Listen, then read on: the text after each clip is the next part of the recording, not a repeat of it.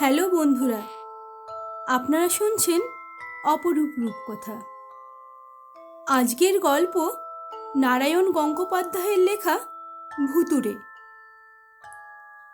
আমি যতই বলি ভূত নেই, ওসব স্রেফ গাঁজার কলকে। কেসটা ততই চেঁচাতে থাকে। যেদিন ঘাড় মটকে দেবে সেদিন টের পাবি, বুঝলি? আরে যা যা। একটা চিনেবাদামের খোলা ছাড়াতে ছাড়াতে আমি বললাম, রেখে দে তোর ভূত। আমার কাছে এসেই দেখুক না বাছাধন, আমি নিজেই তার ঘাড় মটকে দেব। কেষ্টা চেঁচাতে লাগলো, দেখা যাবে দেখা যাবে। যেদিন আম গাছে এক ঠ্যাং চাপিয়ে সামনে এসে দাঁড়াবে সেদিন আর চ্যাঁ ভ্যাঁ করতে হবে না, বুঝলি? এখন ঘুঘু দেখছিস, তখন ফাঁদ দেখবি। ওসব নওগাঁ ব্র্যান্ড শিকেই তুলে রাখ, আমি সংক্ষেপে মন্তব্য করলাম।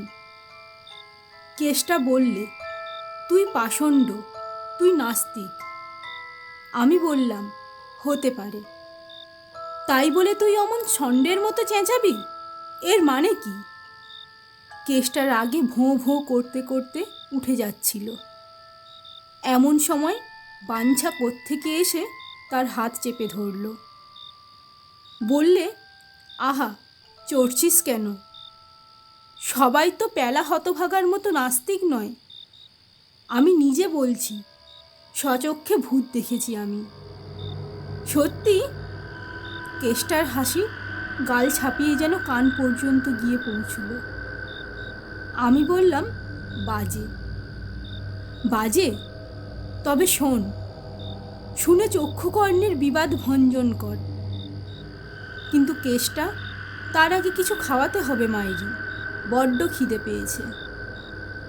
এমনিতে কেষ্টা হাড় কেপ্পন, কাউকে এক পয়সা খাওয়ানো তো দূরের কথা, সব সময়েই পরশময়ীপদীর তালে আছে। কিন্তু ভূতের মহিমাই আলাদা। সঙ্গে সঙ্গে 1 টাকার ফুলকপির সিঙ্গারা আর জলযোগের সন্দেশ চলে এলো। সেগুলোর অর্ধেকের উপর একাই সাবার করে বড় গোছের একটা ঢেকুর তুলে বাঞ্ছা বললে, তবে শোন, বছর 3 আগের কথা, ম্যাট্রিকুলেশন পরীক্ষা দিয়ে মামার বাড়িতে বেড়াতে গেছি। গ্রামটা হলো কালনার কাছাকাছি, একেবারে গঙ্গার ধারে, খাসা জায়গা। যেমন খাওয়া দাওয়া তেমনি আরাম। 2 মাসের মধ্যেই আমি মুটিয়ে গেলাম। বেশ আছি, আরামে দিন কাটছে। এমন সময়ে এক অঘটন। পাশের বাড়ির হরিশ হালদার এক বর্ষার রাত্রিতে পটল তুলল। লোকটা যতদিন বেঁচে ছিল গ্রাম শুদ্ধ লোকের হাড় মাস একেবারে ভাজা ভাজা করে রেখেছে। বাঁচখাই গলা, খিটখিটে মেজাজ। বাড়িতে কাক বসলে হার্টফেল করত। বেড়াল কুকুর পর্যন্ত বাড়ির ত্রিসীমানায় ঘেঁষত না। বউটা আগেই মরেছিল। ছেলেটা কোথায়, জব্বলপুরে না জামালপুরে যুদ্ধের চাকরি নিয়ে চম্পট দিয়েছিল।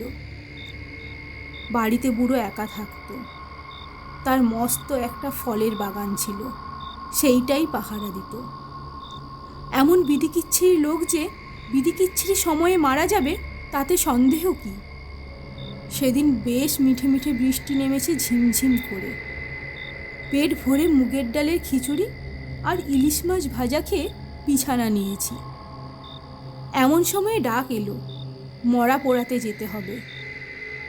আমি খপ করে বাঞ্ছার কথায় বাধা দিয়ে বললাম, ওসব পুরনো গপ্প, পত্রিকার পাতায় গন্ডা গন্ডা ওরকম গল্প বেরিয়ে গেছে। বাঞ্ছা ভ্রুকুটি করে বলল, আরে আগে শোন না বাপু, পরে যত খুশি বকর বকর করিস। কেষ্টা বললে, ঠিক। তারপর এমন চোখ পাকিয়ে আমার দিকে তাকালো যে বামুন হলে নিঘাত ভস্য করে ফেলত। বাঞ্ছা বলে চলল, কি আর করি, বেরুতেই হলো। পাশের বাড়িতে একটা লোক মরে পড়ে থাকবে, এটা তো কোনো কাজের কথা নয়। যতই খিটখিটে বদখট লোক হোক না কেন, মানুষ হিসেবে একটা কর্তব্য আছে তো। বেরিয়ে দেখি আমরা মাত্র 4 জন। ডাকাডাকি করেও কারোর সাড়া মেলেনি। কেউ কাঁপা গলায় বলছে জ্বর হয়েছে, কেউ কাতরাতে কাতরাতে জবাব দিয়েছে কান কটকট করছে। কাজেই আমাদের 4 জনকেই কাঁধ দিতে হলো। দুজনের হাতে দুটো লণ্ঠন ঝুলতে ঝুলতে চলল, আর কাঁধে দুলতে দুলতে চলল মরা। মুখুজ্জেদের নরেশ আক্ষেপ করে বললে, জ্যান্ত বুড়ো জ্বালিয়ে মেরেছে, মরেও একখানা খেল দেখিয়ে গেল। কিন্তু কি আর করা যাবে, উপায় তো নেই। সেই টিপ টিপ বৃষ্টি আর সনসনে হাওয়ায় বর্ষা পিছল রাস্তা দিয়ে এগিয়ে চললাম আমরা। চারিদিকে কালির মতো অন্ধকার। গাছপালাগুলো সেই অন্ধকারে এক একটা অতিকায় দৈত্য দানর মতো মাথা নাড়ছে। বিদ্যুতের চমকানিতে চোখে ধাঁধা লাগছে। মাঝে মাঝে পথ ভুল করে পাশের খানার মধ্যে গিয়ে পড়ছি আমরা। বৃষ্টির ছাঁটে চটচট করে ফাটছে লণ্ঠনের চিমনি। পা পিছলে যেতে চাইছে। ঠান্ডা হাওয়ায় বৃষ্টির ঝাপটা লেগে চোখ জ্বালা করছে। ভোগান্তি আর কাকে বলে? বলো হরি, হরি বল, চেঁচাতে চেঁচাতে চললাম 4 জনে। কাঁধের উপর বুড়ো যেন পরম আনন্দে দোল খাচ্ছে। আমার সন্দেহ হলো, এখন হয়তো মরার মুখের কাপড় সরালে দেখা যাবে আমাদের দুর্গতিতে মিটমিট হাসছে হাড় জ্বালানো লোকটা। মনে মনে অভিসম্পাদ করতে করতে আমরা এগিয়ে চললাম। হ্যাঁ, বলতে ভুলে গেছি, শুধু আমরা 4 জনেই নই, বুড়োর দুটো বাগদি প্রজাও ছিল। তারা তো আর বামুনের মরাকে কাঁধ দিতে পারবে না, তাই তারা কুড়ুল কাঁধে আসছিল পেছনে পেছনে কাঠ কেটে আনবে। সে যাই হোক, শ্মশানে তো পৌঁছনো গেল। শ্মশান ঠিক গায়ের কাছে নয়, বেশ খানিকটা দূরে। আশেপাশে বাড়িঘর কিছু নেই। অনেকটা পর্যন্ত ন্যাড়া মাঠের ভেতরে এলোমেলো বাবলার বন। সেখানে একটা মাত্র টিনের চালাঘর। অবশ্য চারিদিকে তার দেওয়াল ফেওয়ালের কোনো বালাই নেই, একেবারে ফাঁকা। এটাই শ্মশান যাত্রীদের বসবার জায়গা। ঠিক তারই নিচে একটা বাঁধানো সিঁড়ি নেমে গেছে গঙ্গার জলে। সিঁড়ি প্রায় 15 পৈঠে। এখন বর্ষার জলে 3-4খানা মাত্র জেগে রয়েছে। ভাঙাচুরো অবস্থা। যেখানে সেখানে বড় বড় ফাটল, ইট বেরিয়ে পড়েছে। আমরা ওই সিঁড়ির ওপরেই মরাটাকে নামালাম। এমনভাবে রাখলাম যাতে মরার পা দুটো ডুবানো থাকে গঙ্গার জলে। বুড়োর গঙ্গা যাত্রা হবে। তাছাড়া এ সুবিধেও আছে যে কারুকে আর ছুঁয়ে বসে থাকতে হবে না। মরা নামিয়ে আমরা গিয়ে বসলাম চালাটার নিচে। বাগদিরা কাঠের ব্যবস্থা করুক, তারপর চিতা সাজানো যাবে। বসে গল্প জুড়ে দিলাম আমরা। চারিদিকে ঘন অন্ধকার, হাওয়ায় হাওয়ায় বাবলা বনের মাতামাতি। এখানে ওখানে শেয়ালের চোখ ঝলমল করছে সবুজ রঙের হিংস্র আলোর মতো। সে চোখের দিকে তাকিয়ে তাকিয়ে কখনো বা ভয় ধরে যাচ্ছিল আমাদের। ভূত নয় তো? লণ্ঠন দুটোর গায়ে কালি পড়েছে। অল্প অল্প আলো গিয়ে পড়েছে খাটে নামানো মরাটার উপরে। কথার ফাঁকে ফাঁকে মরার দিকে নজর রাখছি আমরা। শেয়ালে টেয়ালে এসে টেনে না নেয়, সে সম্পর্কে হুঁশিয়ার থাকা দরকার। কতক্ষণ কেটেছে খেয়াল ছিল না। হঠাৎ ভীতস্বরে নরেশ বললে, মরাটা একটু নড়ল না? আমরা বললাম, ধ্যাত, তোর চোখের ভুল। খানিক পরে আবার পটলা বললে, মরাটা সত্যিই কিন্তু নড়ে উঠেছে। আমাদের ভিতরে সবচেয়ে সাহসী ছিল কানু। যেমন বুকের ছাতি তেমনি বেপরোয়া। কানু আশ্বাস দিয়ে বললে, ও কিছু না, জলের ঢেউয়ে নড়ে থাকবে। এবার মিনিট কয়েক কাটতে না কাটতে আতঙ্কে আমার সমস্ত শরীরে একটা ঝাঁকুনি খেয়ে উঠল। কোনো ভুল নেই, লণ্ঠনের অল্প অল্প আলোতেও স্পষ্ট দেখা যাচ্ছে মরাটা সত্যিই একটু একটু করে জলের দিকে নেমে যাচ্ছে। ও কি, ও কি! আমি নরেশ আর পটলা একসঙ্গেই আর্তনাদ করে উঠলাম।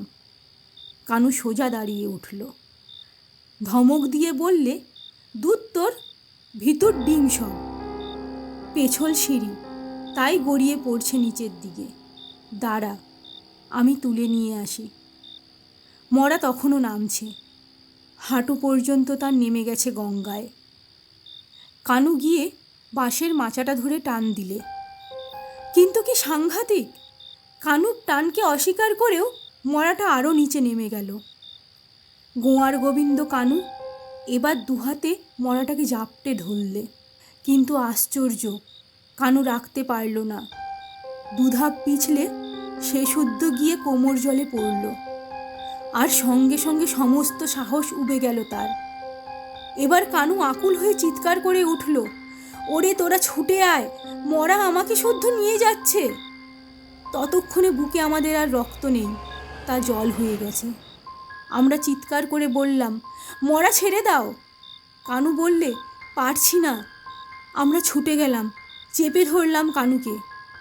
তারপরে যা শুরু হলো সে কথা ভাবতে আজও আতঙ্কে মাথার চুল খাড়া হয়ে ওঠে। ওই হাড্ডিসার মরাটার গায়ে সে কি অমানসিক শক্তি! একদিকে আমরা চারজন, অন্যদিকে মরা একা। আমাদের সকলকে অনায়াসে তুচ্ছ করে সে জলের মধ্যে টেনে নিয়ে চলল। ঠান্ডা জল আমাদের কোমর ছাড়িয়ে পেট পর্যন্ত উঠল, তারপর এসে পৌঁছল বুক পর্যন্ত। তারপর আমরা পরিষ্কার বুঝতে পারছি আর আমাদের আশা নেই।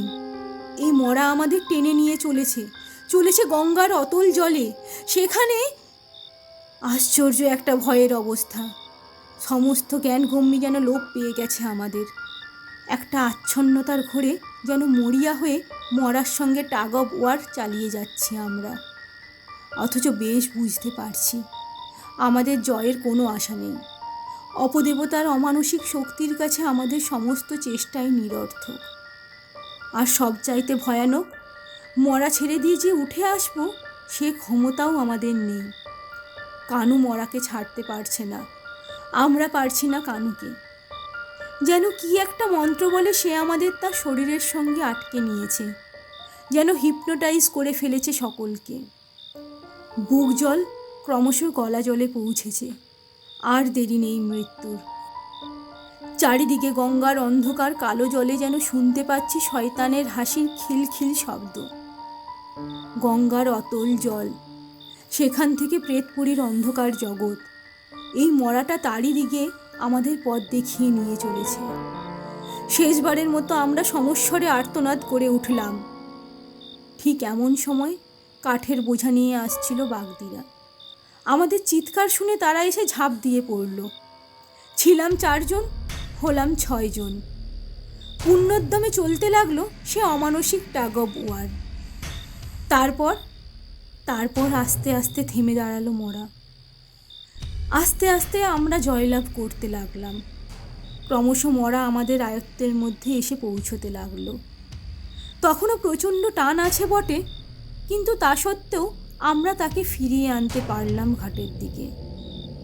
গলা জল থেকে বুক জলে। তারপর ওদিকের টানটা ঝরাত করে ছেড়ে গেল। সঙ্গে সঙ্গে মরাটা একেবারে ছিটকে এলো ওপরে, আর আমরা 6 জন হুড়মুড় করে ওর ঘাড়ে ডিগবাজি খেয়ে পড়লাম। আর ভুস! ঠিক তৎক্ষণাৎ ঘাটের উপর জলের মধ্যে দেখা দিলে বাঞ্ছা থামল। আমরা রুদ্ধশ্বাসে শুনে যাচ্ছি এই অতি ভয়ঙ্কর কাহিনী। একসঙ্গে বলে উঠলাম, কি ভেসে উঠল? ধীরে সুস্থে বাঞ্ছা বলল, আর কি, প্রায় 1.5 মণ। কি 1.5 মণ? আকুল স্বরে কেষ্টা প্রশ্ন করল। আমাদের কালনার গঙ্গার বিখ্যাত অতিকায় কচ্ছপ, সে বেটাই। আমি হো হো করে হেসে উঠলাম। কেষ্টা তড়াক করে লাফিয়ে উঠল। মিথ্যাবাদী, জোচ্চোর! বাঞ্ছা বললে, হতে পারি, কিন্তু আজ বেড়ে খাইয়েছিস কেষ্টা। ভূতের জয় জয়াকার হোক তোর। নিরুত্তরের কেষ্টা হন হন করে নেমে গেল রাস্তায়।